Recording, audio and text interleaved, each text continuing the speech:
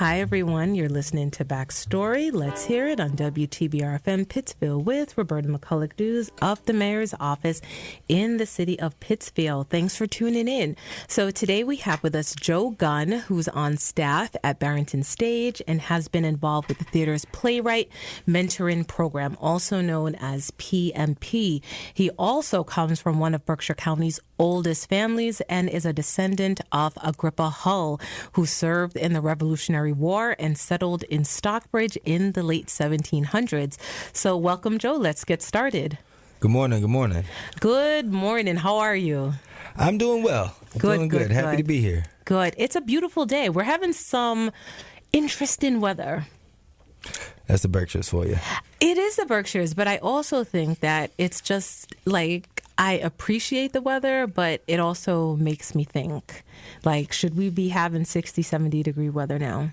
Dun, dun, dun. Well, I don't know, but I guess we'll just take it. So, all right, so let's just get started. So your Berkshire roots run so deep, and it was actually it was a pleasure of mine to actually look into your history because I'm a history lover. I love history. But before we get into your roots, I want to talk about the present for a minute. And you grew up in D.C. Were you born there as well? Yes, I was born in Northeast D.C. Okay. All right. So how was D.C. life for you? Oh, it was fun. I grew up in a very strong community. Mm-hmm. Went to an Episcopal church down there. I served as an acolyte. Like, I was the type of kid, I'd walk all my neighbors' dogs or cut the grass, or I'd be the go-to if they were going out of town, water the plants, taking the mail. Mm-hmm. So, everybody knew each other, and that was back when community was community, and your kids could go out and your neighbors would, look out. So set the stage. What was like the decade? Oh, so this was in 80s. I was born in 1984. Okay. So 80s, early 90s. Okay. All right.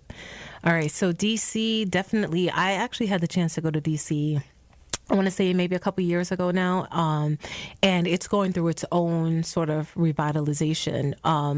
But a lot of historic places like Ben's Chili Bowl, places like that. Of course, Howard University. Definitely that sense of history is all around you. Hold on. You said revitalization? Uh-huh. So you go down there, you ask some people, they say it's more gentrification. Right. And coming in too. Mm-hmm. But that's, with any big cities, it's going on everywhere, but yeah, there's a lot of new good things as well too. Did you get to check out the museum? Absolutely, Smithsonian. Yeah. Yes. Yeah. That was a must because, like I said, I'm a history lover. So for me, actually, that was our main reason for going to DC. And they got the African American Museum. Yes. Yep. So the Smithsonian African American Museum of History, and it's fantastic. And if you know the shape of the museum, it's almost like an inverted pyramid. Yes. So, and have you been there? Nope. Okay, so but I've seen it. I've gone in. Gone around. I haven't been in. Well, I think you can also do a virtual tour, but if you get a chance, it is amazing. But I think you're absolutely right when you talk about the usage of the word revitalization, and I use that in the sense of that there are new developments, but I do think that there's always that push and pull when there are new developments. What about the people who have always been there, right?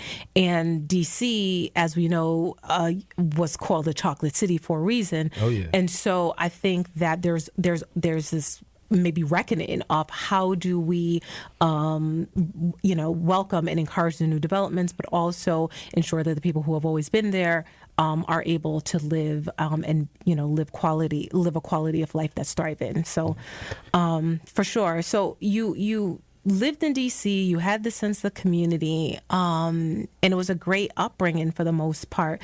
But then you had a change, I want to say, around 10th grade, and you came to the Berkshires to stay with some cousins. What happened? Let's see.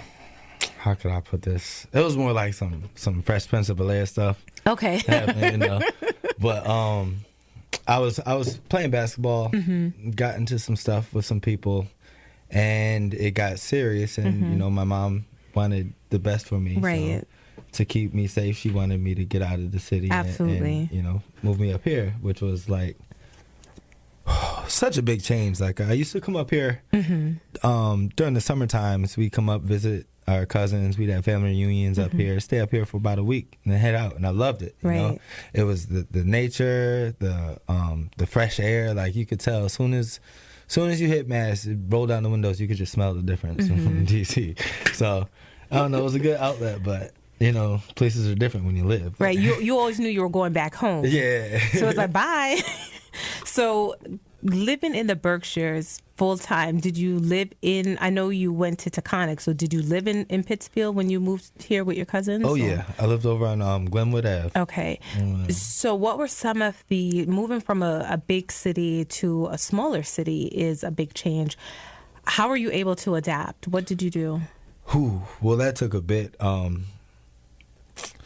I'll say it was because the school I went to in DC, the high school I went to was Bell Multicultural High School, and it stood by that name. Like from any race, from Ethiopian, Chinese, Japanese, Salvadorian, Puerto Rican, African American. Yeah, there was one French kid in our whole school, and he was like, there was one.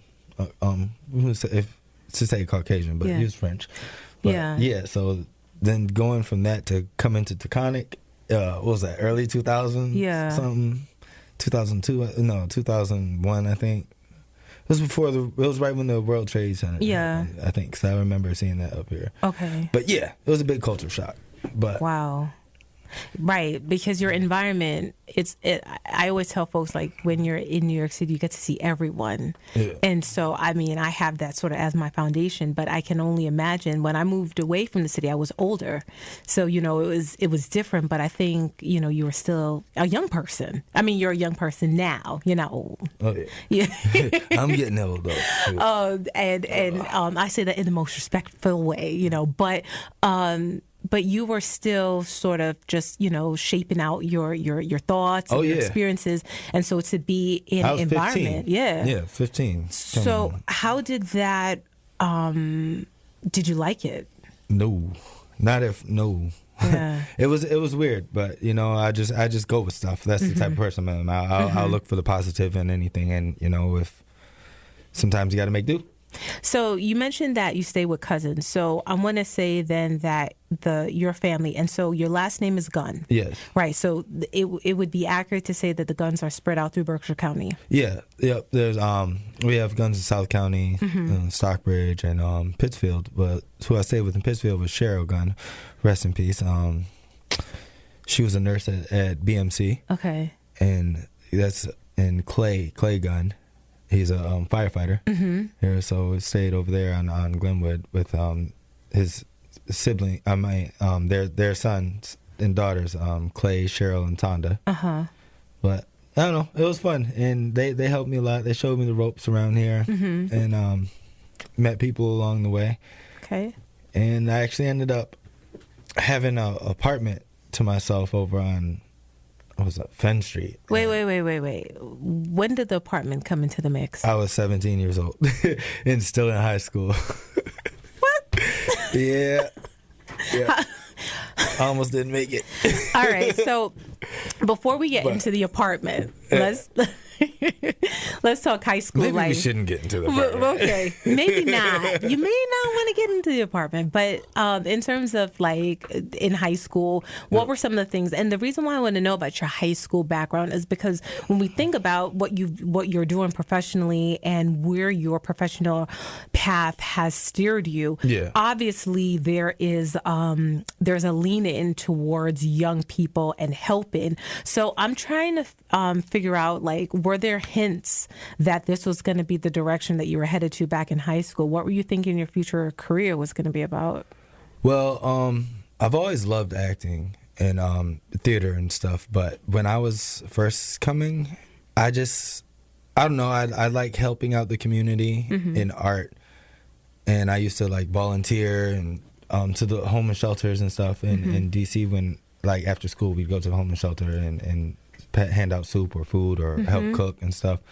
And my mom had always worked with kids and stuff too, and I've always had my nieces and nephews, so I just like working with the youth. So then when I came up here, I actually had I had a brother up here. That's to where my apartment came in, because my brother ended up moving out here, but he worked at Girls Inc. Okay. So he got me my first job working at Girls Inc. Okay. And I was a mentor. Okay.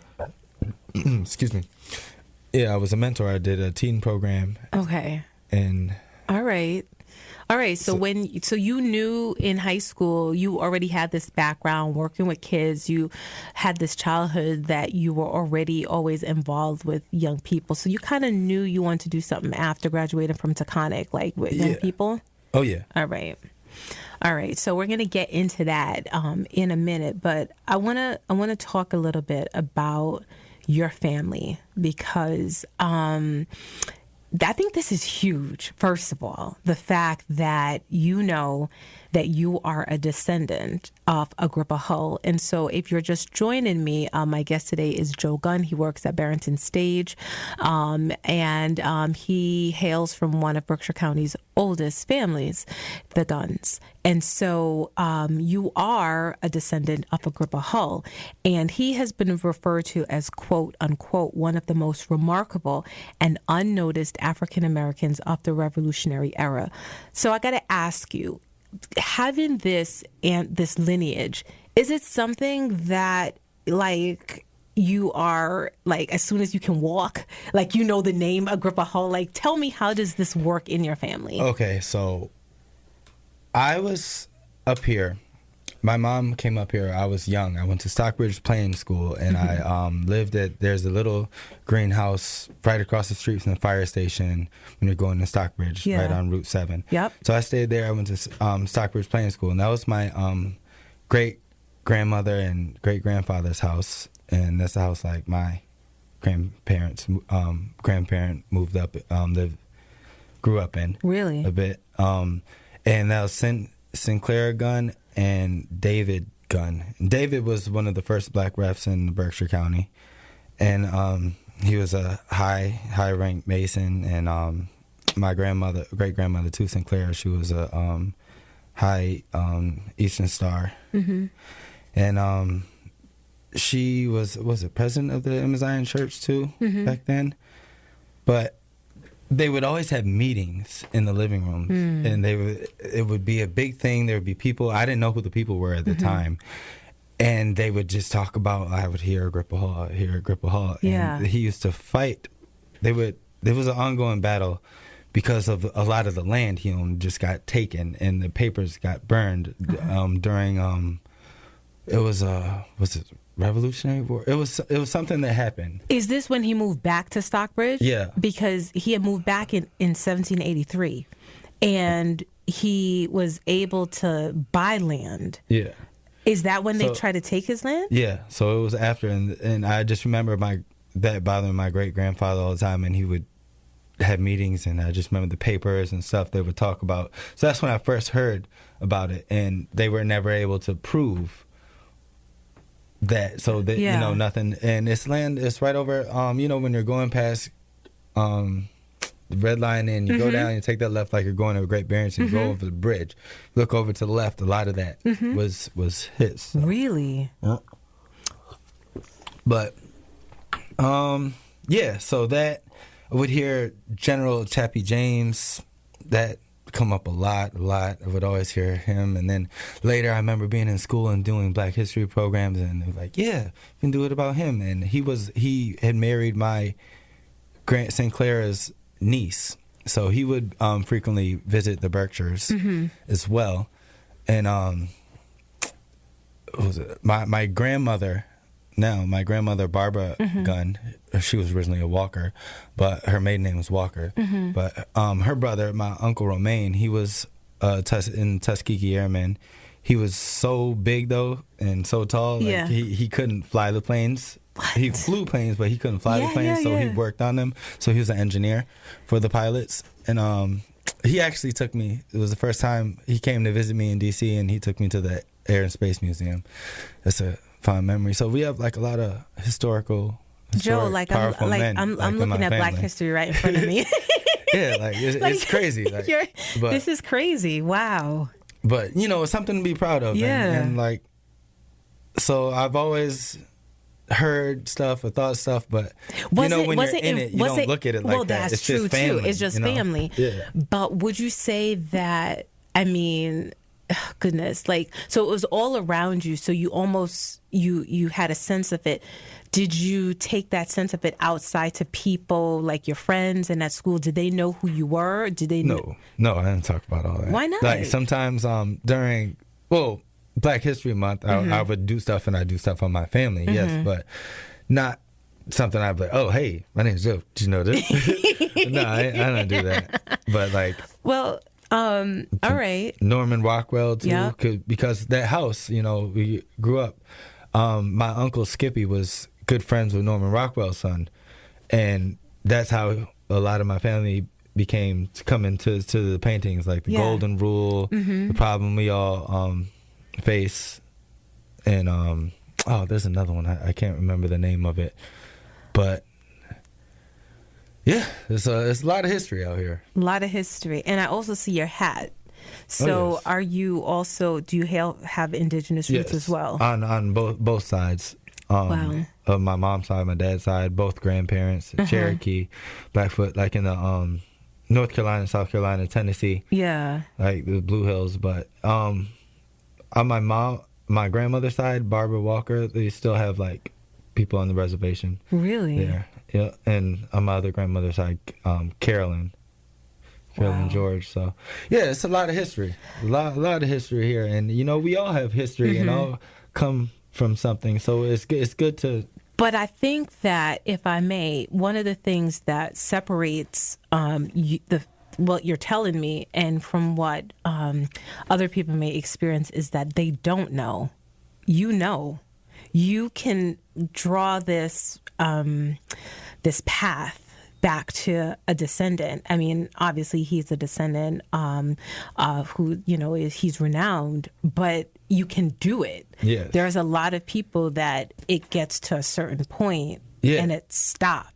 And that's all you know. Horrible now. That's what I'd say, that there needs to be more conversations like this. People need to talk to their elders. You have conversations with like the wise ones in the family, and so many people are distracted these days. All it takes is for someone to pass away, and there goes that knowledge gone. It's not passed. You're absolutely down, right. What you're saying is so true, because even in my own family, as people do transition, you think to yourself, all right, there are a lot of things that person has now taken with them. Yes. And I think it's so important whether it's recording, whether it's having an interview with them, sitting down, just give me a rundown, because we don't think about those things until it's too late. But so there's the aspect of oral history, right, that can give us that sense. But then I think even when you do like genealogy, I mean, records, and I'll say in the case of people who hail from the diaspora, the records aren't always there, right? So you may not be able to just go into, the city clerk's office and find certain records because they don't exist if you weren't counted. So I think that there is the importance of the oral history to at least fill in the gaps where you can. I actually that's why I like Ancestry DNA and those things. Yeah. Because you actually get like a sense of, even if it's not like a name, you get like a region, right? So I think that's important. So knowing that you have like this rich history, as a child, you did not tell everyone about your history. But as you got older, how did it shape your view as a resident of the Berkshires, knowing that you had this history? I always liked it. Well, just last name, period. And people would ask me, like, you're related to Ray? You're related to David? Like, they were very good. Like, they were refs out here.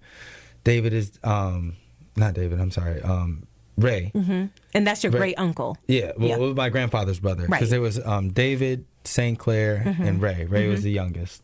David was the oldest. And he lived on 22, like in Stockbridge. And that's who his daughter Linda Gunn was the one who posed for on the Norman Rockwell, the Ruby Bridges poster. But that Meryl is there. You know, what's the funny thing though? She hated that. She did? Yeah, she hated that always bringing that up. Oh, let's you listen. She said, I don't want to. Because it's one of those things. I mean, you know, on one hand, she posed to be the model, but if you think about the subject matter, for what she for what she did, it's heavy. Yeah. It's heavy stuff. But modestly, you know, like, oh. So that white dress that's in the Rockwell right now, yeah, that was her dress? She had that for a very, very long time. And not too long ago, she donated it to sold it to the Norman Rockwell Museum. I was with them when they did that too. But I don't know, it's very interesting. But he was like, it was cold. I didn't want to be there. Wow. Like, she just but she's forever a part of history. I think that, again, it goes back to some of the things we don't necessarily, you know, maybe like or even appreciate when we're in it. But looking back, the impact, right? And like the legacy, like she's forever attached to that experience. Forever. Like those pictures, anywhere I go, like I remember I was working at Girls Inc. Boom, that picture's there. Or if I seen a picture or something on the news with Michelle Obama was and that picture was right behind. Like, she's everywhere. It's timeless now. But, exactly. So you know what? I was always I would bring that up sometimes right, with people in my teens years. But so has it also inspired you, because you're a dad, and how have you transferred the knowledge of your family's history to your children? Oh, my son, I've told stories and, you know, let them know where they come from and who we come from. And, you know, to have that sense of pride and have sense of who you are. It's important to know who you are. Right. And I try to instill some of the same things that have been instilled to me, like in work ethic and how to humble yourself and, I don't know, a lot. Okay, all right. So for my listeners just tuning in, my guest today is Joe Gunn. Hello. He's on the team at Barrington Stage. He works with the Playwright Mentoring Program, and he's talking a little bit about his family. He is a Gunn, and they are one of Berkshire County's oldest families.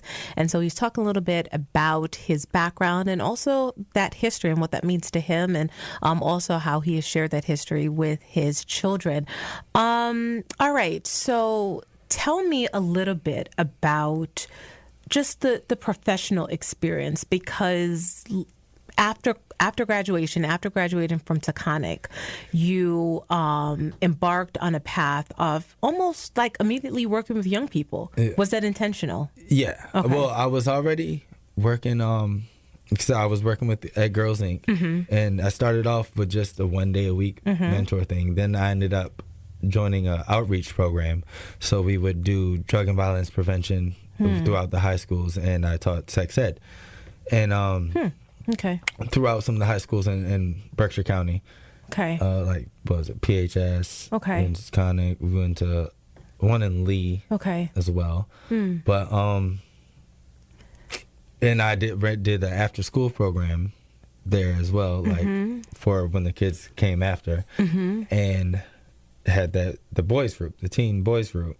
Tell me about that. That seems really interesting. That was fun. That was a lot of fun. Okay. Because you're almost here's why that's good. I'm gonna let you get into it too. But because you're fresh out of high school. Yeah. Like I was young. You're young. But, and then you're also working with teen boys. So you're able to relate, but you're also able to give them a little bit of guidance too. So how was that for you? It was hard at first because I was so young. Because when I first initially started, I was like 19, I think. But then, you know, after I graduated and stuff, you get a different batch of kids. So I'm like, all right, now I can be a little bit more professional. Yeah. And like I'm not your buddy. Yeah. So it was cool. And, you know, you run into those kids now and they're, you know, they thank you. And it's like, oh, man, reminisce. And it's a good feeling, you know, and especially when you can help. What were some of the... Be part of a difference. Yeah. What were some of the things that you had to help navigate them through? Because, and why I ask is because we have seen how the challenges of each generation are different. Like what the young people are facing today is totally different from what they faced like 10 years ago and so on. So what were some of the things that you had to help them through? Back then, it was a lot of peer pressure, more bullying, and choices of like staying away from certain gangs and hanging out like that, just making healthy decisions. And drugs a lot too were going around. And what was it back then? I think it was pills, something. But just keeping them on the right path, giving them something to do, listening to their voice, just really being there for them. It wasn't anything particular like, oh, we'd focus on, but just being present and being a positive male role model, you know, was what a lot of people are missing. You know, you want to give what you didn't have, or what you wish you had with certain things. So that's why I did what I did. And shortly after that, and it was funny too, because you're like graduating high school. It's funny, I didn't ever get to walk across the stage. Really? Nope. That goes back to that apartment that I had when I was 17. That apartment. No, but I ended up having some trouble with my math, and I had to make it up in summer school. So I just got my diploma. So didn't get to walk, but it's ironic because I actually ended up working there after. Interesting. Yep. So I was a paraprofessional, one-on-one aide.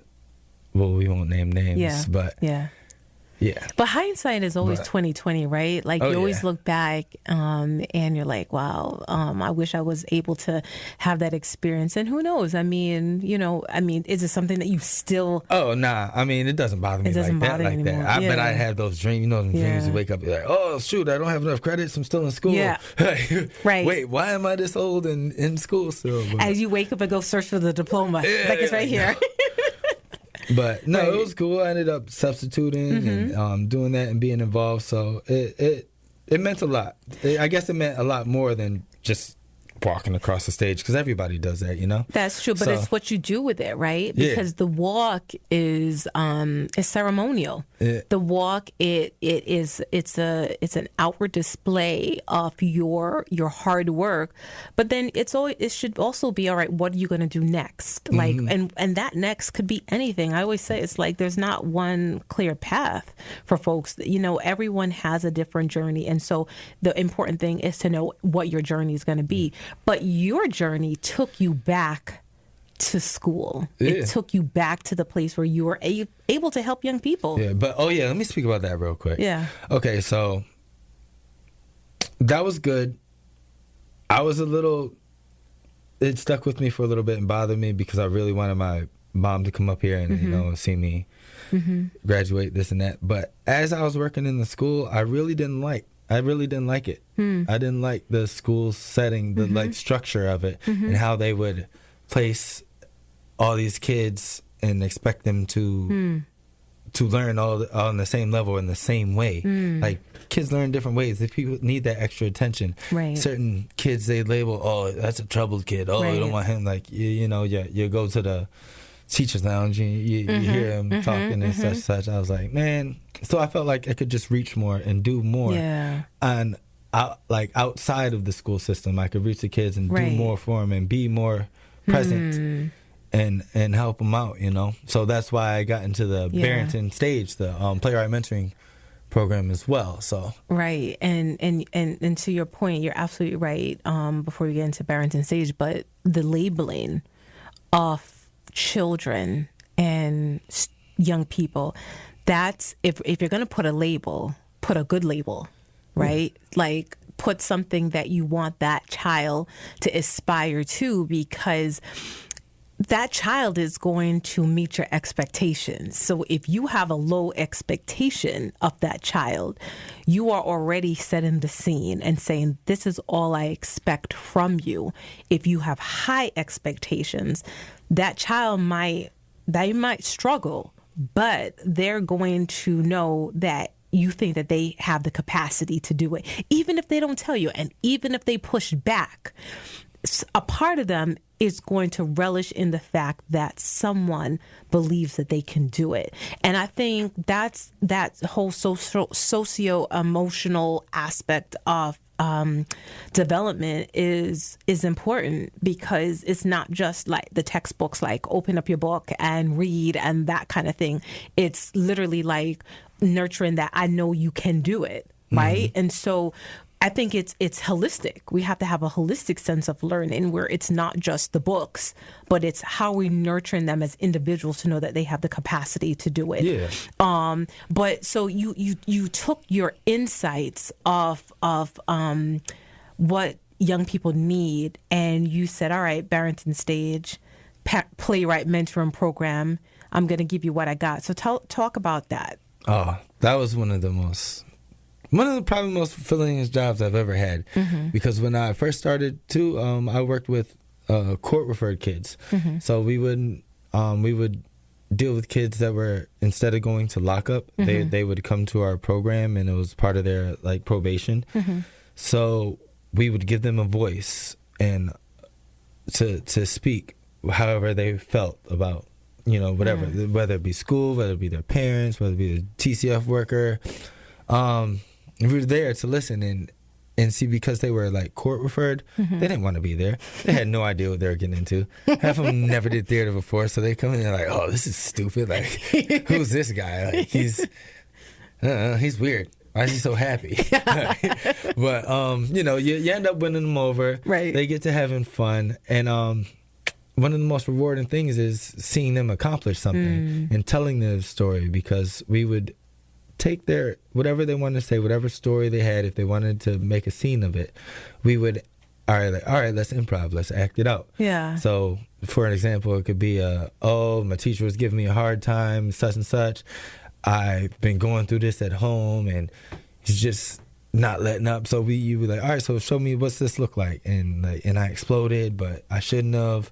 So we'd play it out, and then we'd play it out again in a different way. So what would be a better alternative way that you could have acted or reacted to such and such? So then we would do it. So then they'd see, and then we'd sub other people in. We're like, all right, you can direct this. This person will play you.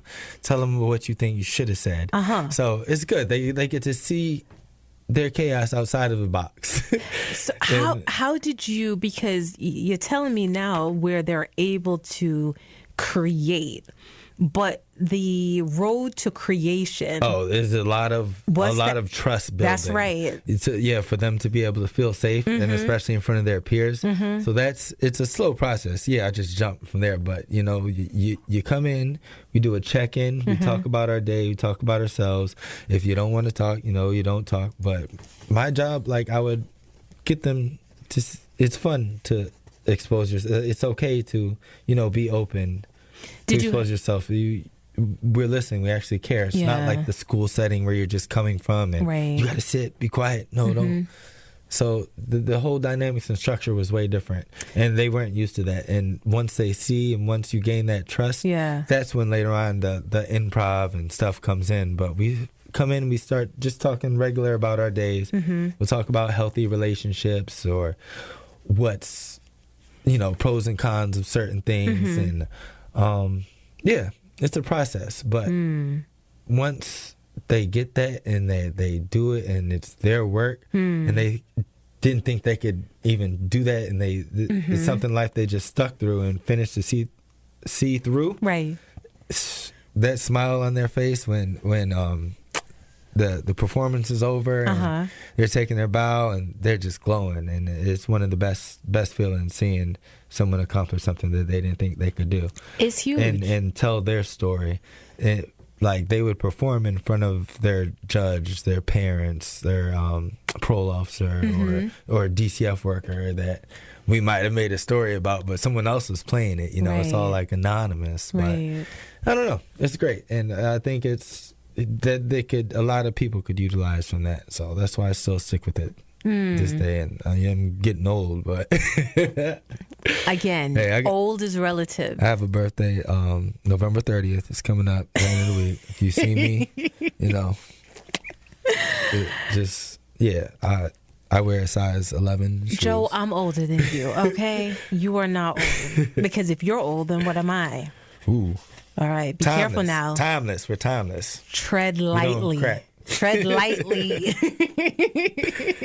All right. So, the PMP program obviously has helped so many young people in so many ways. Has it inspired you to write plays of your own? Ooh. I don't take the time I love to take to express my own creativity, but it reminds me, and it gets me, like, I've been doing more things with theater. I've done a couple of plays. Yeah, I've been in a couple of readings, and it's which ones helped me a lot. Can you share? Oh, let's see. The first one I stepped into was at the Colonial. Okay, it was the tribute to Trayvon Martin. Okay. I think it was like 2016. Was that maybe.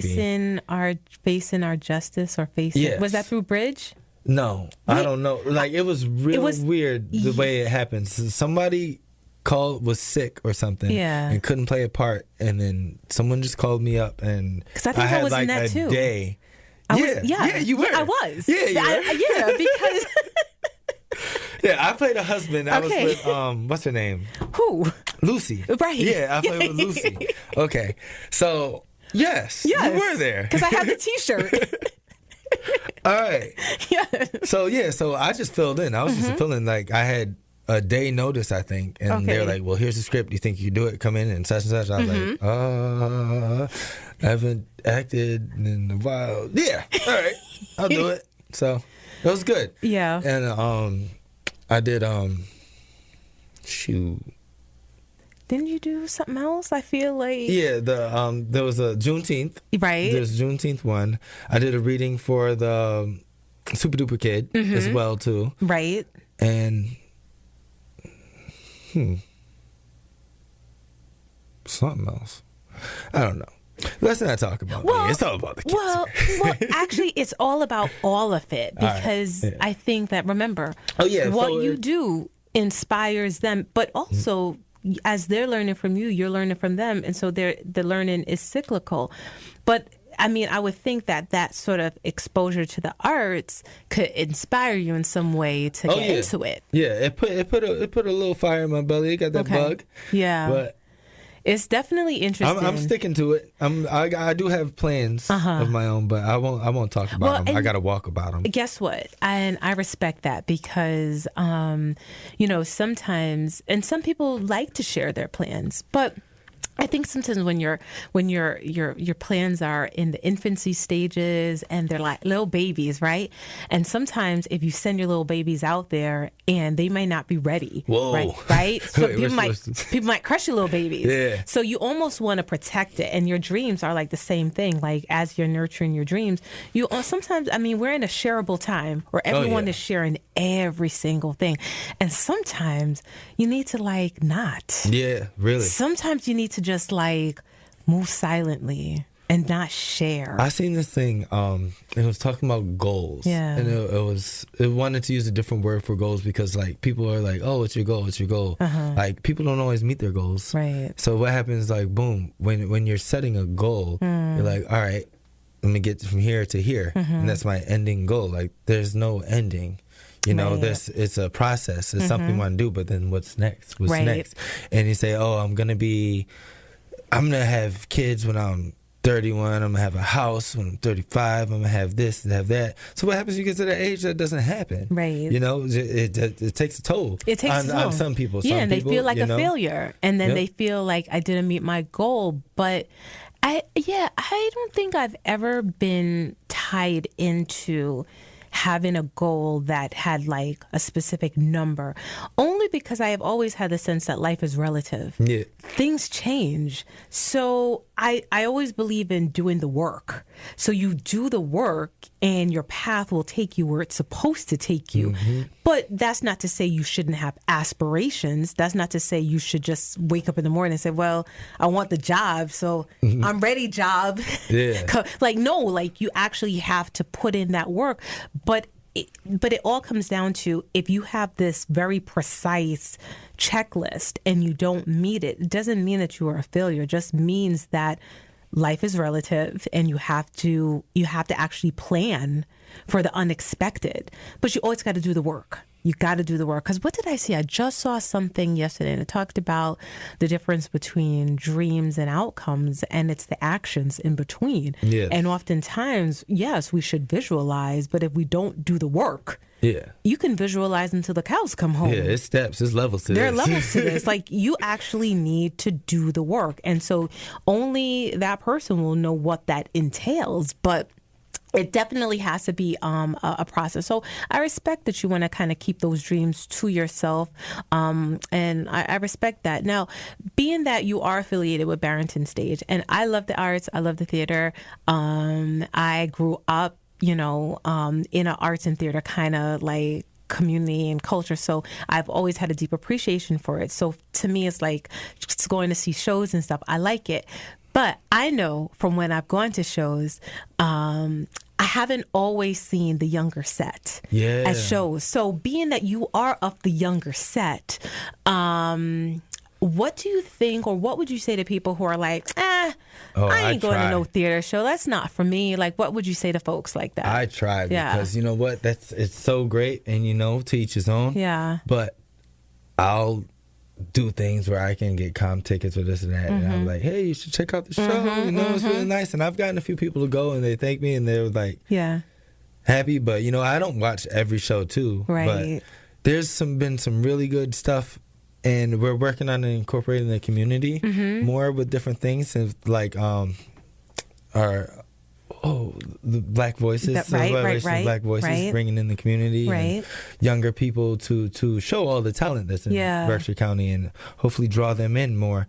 And with this new season coming up, like, actually, I'm not even sure what plays we have. I don't even know if I can speak on that. Well, I don't want you to get in trouble. So, because I don't want marketing on you. But that's a big thing that we're working on, is drawing in more of the younger crowd and getting in, because I love it. Yeah, I love it too. I mean, I think that I just going through all the shows that like I've seen at Barrington Stage. I remember like the Pirates of Penzance, Into the Woods. Oh yeah, that was a big set. Yeah, like that was great, and I love the music. I love just your imagination just takes hold, and but I've often looked around the room when I go, and again, these are shows that are playing like during the summer, and you look around and you're like, Yeah. Well, listen, there's some crowd, there's a majority, but I've seen some younger kids up in there. But we don't have there isn't a critical mass of the younger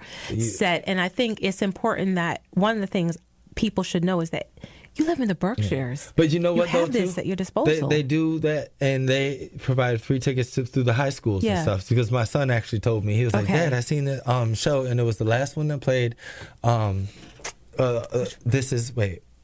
This Is Us, or no, wait, all of us. Yeah.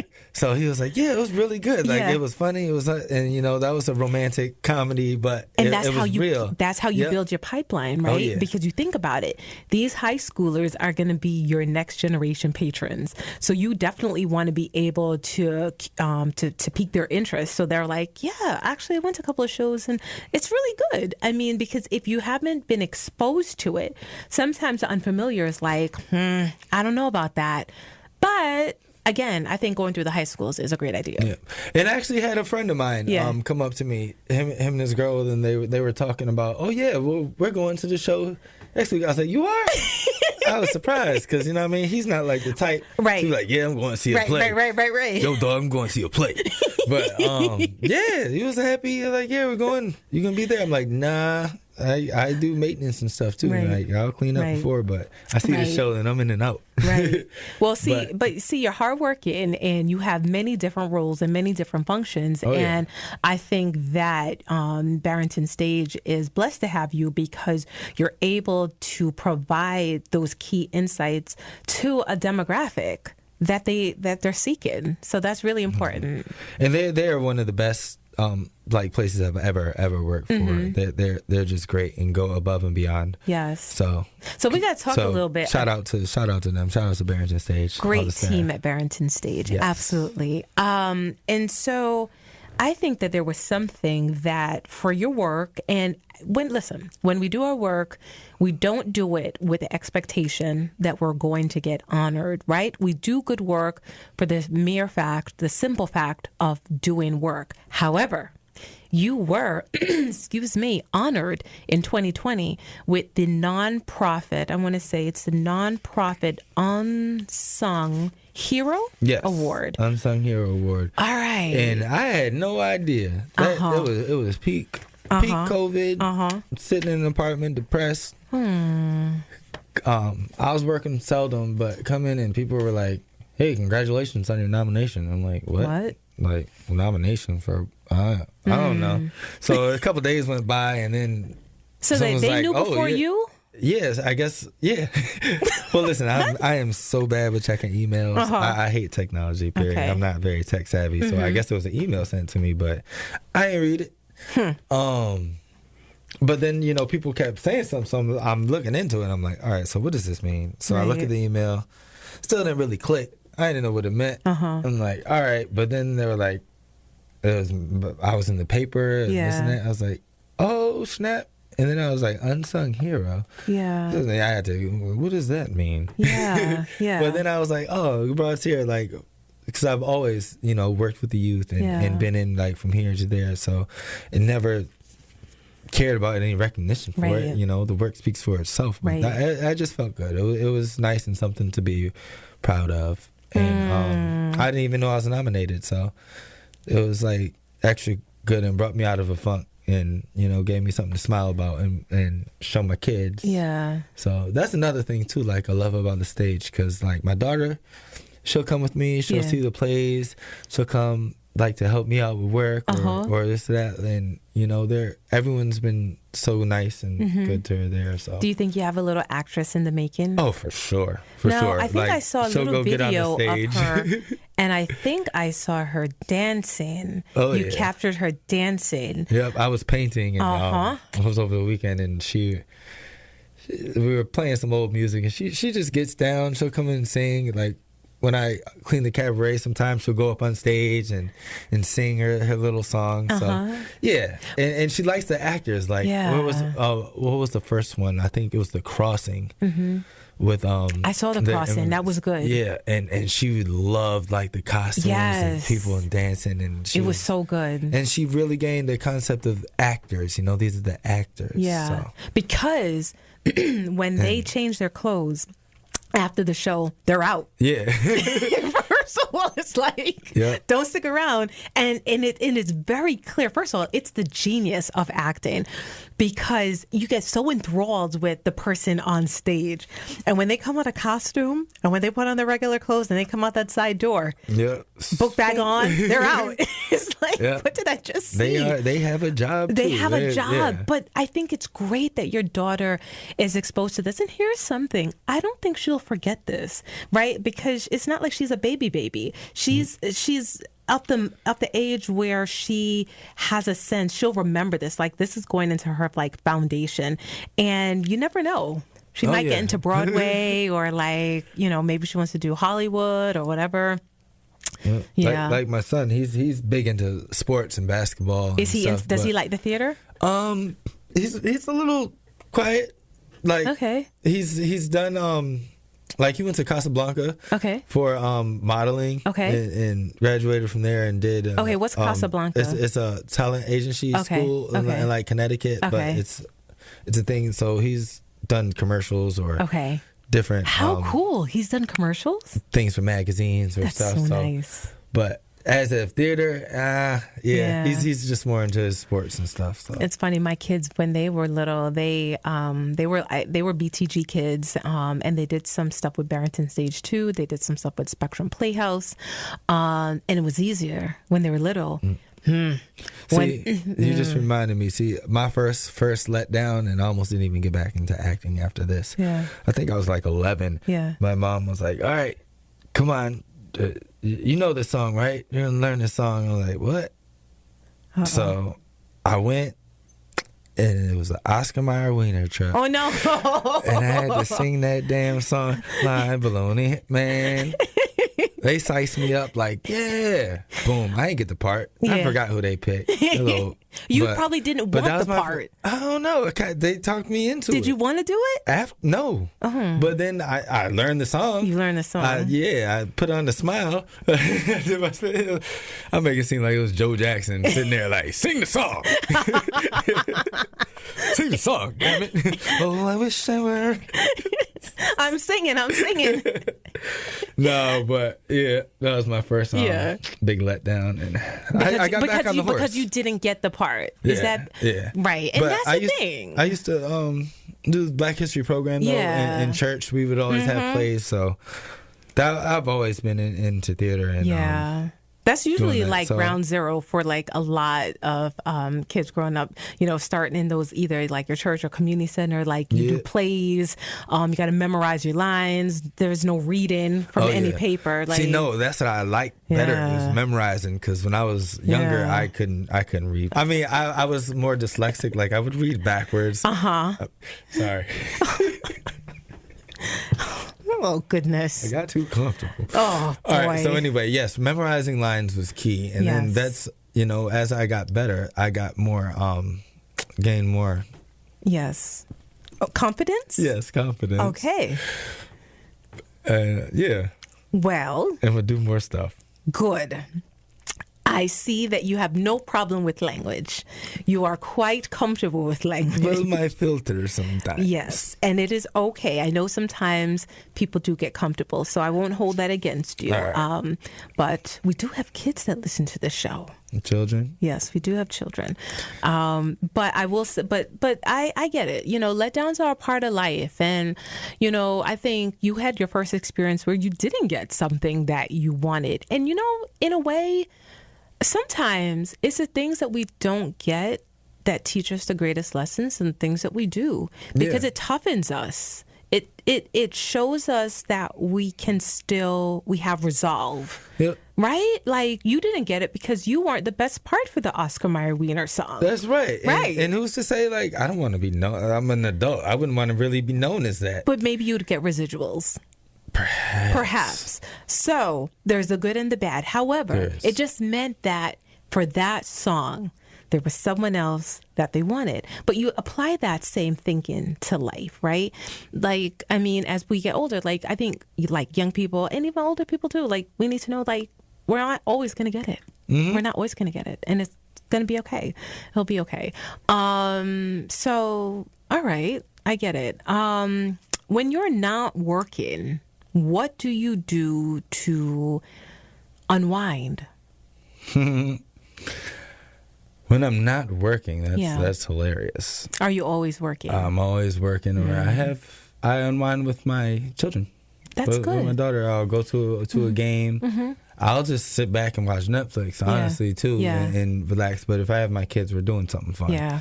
I work. I also work at Girls Inc. I clean there at night. Okay. As well, and I work in Barrington during the day. You are hard working, Joe. Yeah, and cut grass here and there, and so. Hey, listen, I mean, it's 2022. Joe, the bells is. Joe, you crazy. Sure you're not Jamaican? They work hard.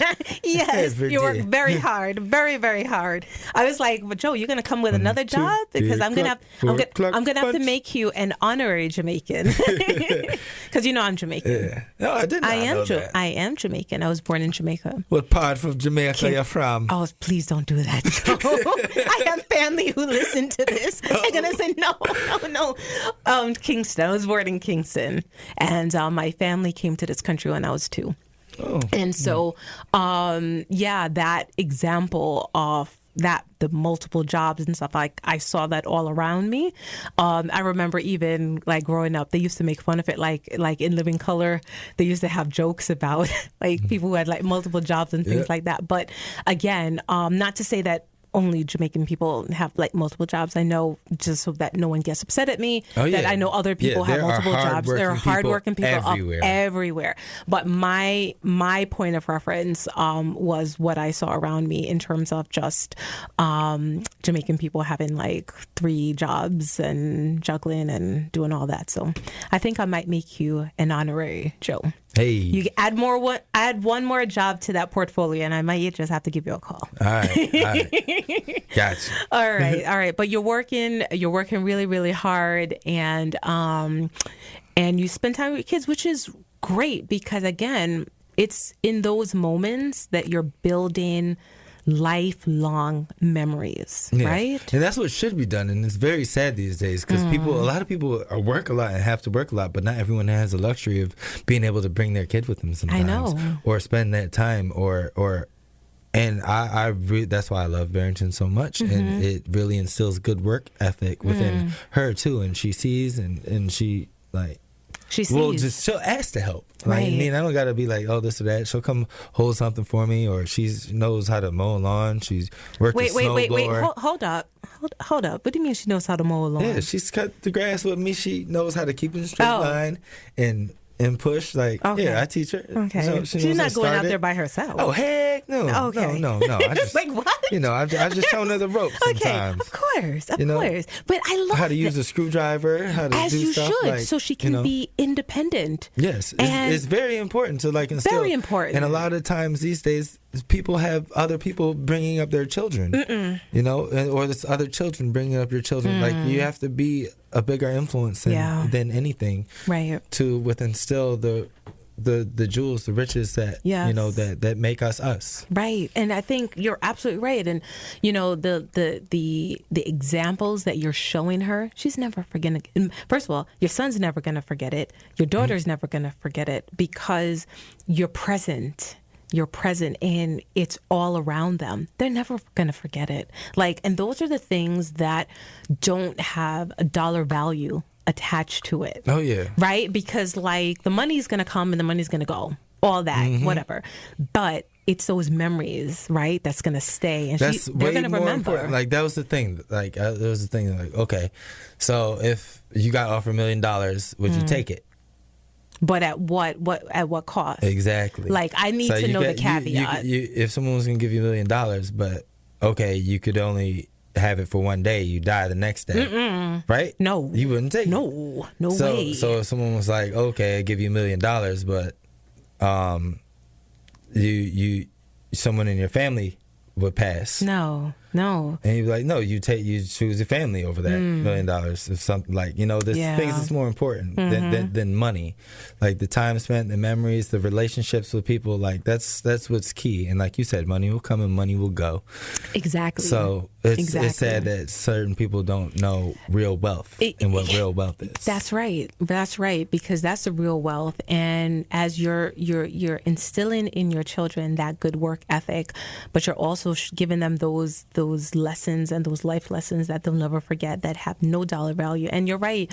It's so important to be a critical thinker and not think that money is the be all and end all. It's a medium, but it is not the answer. And you gotta find a happy medium. You gotta find a happy medium. You can't just go. Listen here, you can't just. Well, that's true too. Yeah. We're not advocating for people to talk about I'm gonna live on love. Yeah, nah. You try that, you're gonna be hungry. All right, but so the whole thing is that you need to be conscious and to work hard, but also never forget that it's not just the dollar driving everything. Yeah, but don't stress yourself out. Yeah, don't stress yourself out. All right, Joe, we're coming down to a close. If you had to choose one word to describe you, what would it be? Oh, snap. I don't like describing me, but I'd say spontaneous. Spontaneous. All right, we'll go with spontaneous. Oh, you know what? Wait, no, we're not. No, we're not. I'm gonna go with water. Water? Yes. Someone else said that before. Now tell me why you said water. Because in life you have to be like water. Okay. This is an old Bruce Lee. This is a quote from Bruce Lee. But okay. You go with the flow. You all flow. Right. Like you don't go against stuff and you make the best of stuff and then you find your way. All right. Find your way to the big ocean. We'll take that. All right, Joe. It has been an absolute pleasure. Thank you so much for a riveting conversation. So thank you. And to my listeners, you've been listening to Backstory. Let's hear it on WTBR-FM Pittsfield with Roberta McCulloch-Dews of the Mayor's Office in the city of Pittsfield. Have a great day. Thank you. Thank you.